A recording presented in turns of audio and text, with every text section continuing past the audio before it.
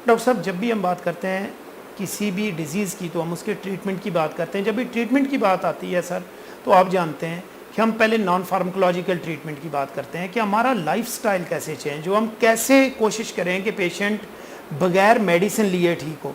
कि डिप्रेशन में ऐसे कौन से अवामिल हैं जिनको अगर बेहतर किया जाए तो डिप्रेशन का पेशेंट बगैर मेडिसिन लिए ठीक हो सकता है? डिप्रेशन लेबर करने से पहले हम पेशेंट का फुली उसको एग्जामिन करते हैं, फिजिकल एग्जामिनेशन करते हैं, उसके मुख्तलिफ टेस्ट कराते हैं।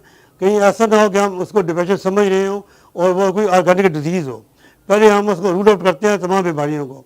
जब कोई बीमारी जो है ऑर्गेनिक डिजीज़ ना हो तो फिर उसको हम डिप्रेशन लेबल करते हैं।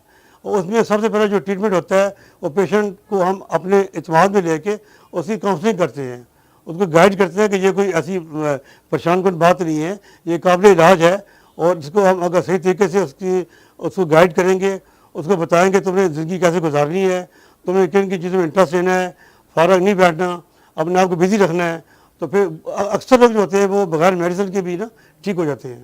डॉक्टर साहब, अब हम चलते हैं डिप्रेशन के ट्रीटमेंट की तरफ। ये बताइएगा सर, डिप्रेशन का ट्रीटमेंट क्या है? जो फिजियोलॉजिकल डिप्रेशन है वो मैंने पहले बताया ना, वो उसका प्रोग्रेस बहुत अच्छा है उसका। तो वो तो सिर्फ आपने एक बंदे को सिर्फ गाइड करना है, उसको पॉजिटिव मतलब पॉजिटिव चीज़ों की तरफ मोड़ना है, तो वो बहुत जल्दी ठीक हो जाएगा। जिसको ऑर्गेनिक डिप्रेशन है, यानी रियल डिप्रेशन है, उसके लिए उसको प्रॉपर मेडिसिन देनी पड़ती है। आजकल इसमें मेडिकल में बहुत सारी मेडिसिन आ गई हैं जो कि डिप्रेशन को मुकम्मल तौर पे ठीक कर देती है। लेकिन ये लॉन्ग टर्म ट्रीटमेंट होता है। पेशेंट वीकली या 2 वीकली डॉक्टर को विजिट करता है और अपने बताता है कि मुझे कितना फ़ायदा हुआ है, तो हम उस मेडिसिन को चेंज भी करते हैं और उसे कंटिन्यू भी करते हैं। और इंशाल्लाह वो तो पेशेंट जो है डॉक्टर गाइडेंस, काउंसलिंग और मेडिसिन से पेशेंट ठीक हो जाते हैं और इसका प्रोग्नोसिस बहुत अच्छा है। लेकिन ये डिपेंड करता है कि पेशेंट कंप्लाइंट है कि नहीं है। अगर पेशेंट कंप्लाइंट नहीं है, पेशेंट डॉक्टर की बात नहीं मानता और मेडिसिन रेगुलर नहीं लेता, तो फिर वो उसमें चांसेस ये होते हैं कि शायद वो दोबारा उसको डिप्रेशन हो जाए, रिलैप्स हो जाए और फिर दोबारा वो किसी और डॉक्टर के पास चला जाए। अच्छा सर, यहाँ एक चीज़ ऐड कीजिएगा, वो ये कि डिप्रेशन का जो पेशेंट होता है, क्या उसने जैसे हाइपरटेंशन का पेशेंट है, डायबिटीज़ का पेशेंट है, इसकी तरह लॉन्ग रन में मेडिकेशन लेनी है, जब तक ज़िंदगी है तब तक जारी रखेगा, ये ख़ास फेज़ के लिए लेनी है, उसके बाद अगर सिम्टम्स कंट्रोल हो जाएं तो वो मेडिसिन को छोड़ सकता है? क्योंकि आप जानते हैं सर, ये सारी प्रोडक्ट सेंट्रली एक्टिंग है, इनके विड्रॉल सिम्टम्स बड़े सीवियर होते हैं, इनको अगर कंटिन्यू रखते हैं तो इनके अपने साइड इफ़ेक्ट्स बहुत हाई होते हैं। तो हम पेशेंट को कैसे साइड इफ़ेक्ट से प्रोटेक्ट कर सकते हैं और कैसे विड्रॉल सिम्टम्स को हम मिनिमाइज़ कर सकते हैं? क्या कोई टेपर ऑफ करना होता है या लाइफ लॉन्ग इसकी मेडिकेशन को टाइट्रेट करके आप कंटिन्यू करते हैं? जी, इसमें आमतौर पर जो प्रैक्टिकली मैंने देखा है, मुझे 37 ईयर्स हो गया प्रैक्टिस में, आमतौर पे मेडिसिन जो है ना वो लॉन्ग टर्म में हम मेडिसिन देते हैं, फिर ग्रेजुअली हम उसको टेपर ऑफ भी करते हैं। इसके अलावा हम कोशिश करते हैं कि जिन अवामल की वजह से उसको डिप्रेशन हो रही है उनको भी रिमूव करें। फर्ज करें किसी पेशेंट को किसी खास जॉब से अगर प्रॉब्लम है, हम कोशिश करते हैं कि जॉब चेंज करा दें, या किसी खास इन्वायरमेंट में उसको प्रॉब्लम होती है, हम कोशिश करते हैं अगर पॉसिबल हो तो उसका इन्वायरमेंट हम चेंज कर दें। तो हम मेडिकल ट्रीटमेंट के साथ साथ उसकी जो बाकी ज़िंदगी के साथ साथ जो चीज़ें हैं और उसके जो मतलब बाकी प्रॉब्लम्स हैं उनको भी एड्रेस करते हैं। अगर उनको एड्रेस नहीं करेंगे तो उसका फिर रिलैप्स होगा और फिर दोबारा उसको ट्रीटमेंट देनी पड़ेगी। आमतौर पर जब मेडिसिन शुरू करते हैं तो पेशेंट जब उसे रिस्पॉन्ड करता है, पेशेंट ठीक हो जाता है, लेकिन हम एकदम मेडिसिन बंद नहीं कर सकते। हम पेशेंट को टेपर ऑफ करते हैं, वरना फिर रिबाउंड फिनोमेना होता है और पेशेंट को दोबारा डिप्रेशन हो जाती है।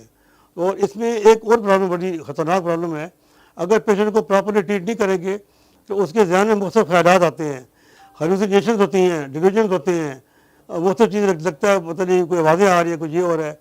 तो बाज़ पेशेंट जो होते हैं उनके अंदर ख्वाहिश पैदा होती है कि मैं अपने आप को, मेरी ज़िंदगी किसी काबिल नहीं है, मैं किसी काम का नहीं हूँ, तो बेहतर है मैं अपने आप को ख़त्म कर लूँ। तो सुसाइडल टेंडेंसीज पैदा हो जाती हैं। तो उस चीज़ से बचने के लिए पेशेंट को अगर प्रॉपर ट्रीटमेंट करेंगे, डॉक्टर और पेशेंट का एक रिलेशन होता है, वो रिलेशन को मेंटेन करेंगे और उस वजह से जो पेशेंट है वो नेगेटिव सोचना छोड़ देगा और पॉजिटिव की तरफ आ जाएगा। हम कोशिश करते हैं कि ऐसे जो पेशेंट हैं वो अपने काम भी करें, बिजी भी रहें और ट्रीटमेंट भी लेते रहें, क्योंकि अगर फॉलो बैठेंगे तो फिर उनके ध्यान में मुख्तलिफ किस्म के ख्यालात आते रहेंगे।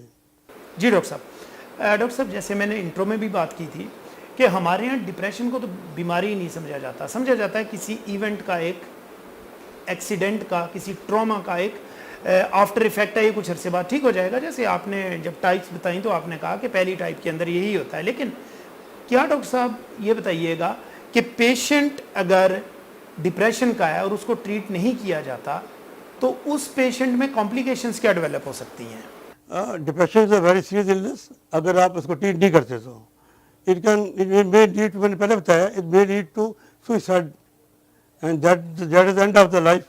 इससे बड़ी प्रॉब्लम और क्या हो सकती है? इसके अलावा अपने अलावा वो दूसरे लोगों को मार सकता है और दूसरे को इंजर कर सकता है। एजिटेटिव डिप्रेशन भी होती है जिसमें लोग चीज़ें तोड़ देते हैं, गाड़ियाँ तोड़ देते हैं और मुख्तलिफ नुकसानात माशरे में मुख्तलिफ नुकसानात करते हैं। वो एजिटेशन होती है, एग्रेसिव डिप्रेशन होती है वो। तो उसको रोकने के लिए इसका प्रॉपर ट्रीटमेंट करेंगे तो पेशेंट जो है वो पॉजिटिव सोचेगा, तो इन चीज़ों से, एजिटेशन से, एग्रेशन से वो बच जाएगा वो।